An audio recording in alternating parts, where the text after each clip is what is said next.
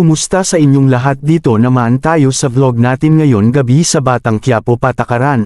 Unang-una sa lahat ito ay teaser video lamang para ma-update sa Batang Quiapo. Bago ko umpisahan ang teaser video ay huwag kalimutan subscribe at follow ang vlog natin. Salamat po. Dito ay nag-usap si Olga at si Don Julio kung saan ay sabi ni Olga ay di natin kilala ang pamilya na yan at lalo na yung kapatid ni Monique si Edwin at sabi ni Don Julio ay di lang yan sanay.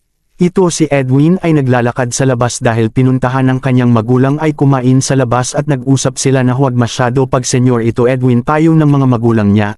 Dito ay nakita sila ni Olga sa may bintana at kausap niya ito mga tao na kung may hinala kayo sa kanila sabihin niyo sa akin ayon kay Olga. Dito kausap nila Nita at Marzang si Don Julio na kung saan daming tanong ang mag-asawa kay Don Julio. Dito ay narinig ni Severino ang pinag-usapan ng mga asawa at si Don Julio.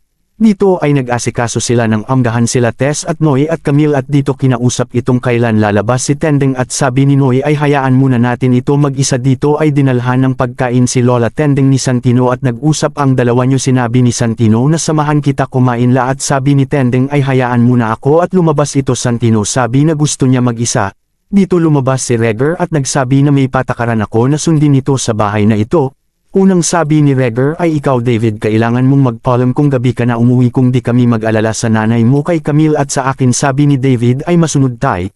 At pangalawa ay si Santino na maghanap na ng trabaho dahil lagi na lang tambay sa bilyarin at pangatlo ay bawal sa pamilya ang bumisita kay Tanggol kaya napareact si Tess.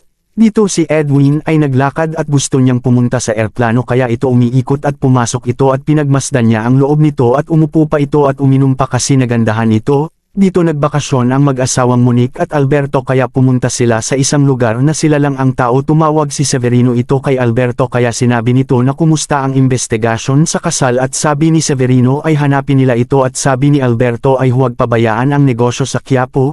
Dito si Monique ay nagandahan sa lugar nito at nagpicture pa ito sa cellphone nito kasi ganda ng lugar. Dito ay umalis na si Bubbles at nakita ito sa tauhan ni Bong kaya nagsalita si Bubbles nagdala ako ng pagkain sa bagong pasok at dito sabi ng mga tauhan ni Bong na sabihin natin kay Bong kaya sila pumunta ito. Kaya sinabihan ng mga tropa na panahon nakalimutan si Makang at buksan ang puso sa iba kaya natahimik si Tanggol. Dito habang naglaro si Bong ay sinabi ng kasama niya may pumorma kay Bubbles yung bago kaya ginawa ito ay pinuntahan ito sa selda at nagsantukan ng grupo. Huwag kalimutan follow at subscribe para ma-update sa Batang Quiapo. Abangan bukas. Salamat po.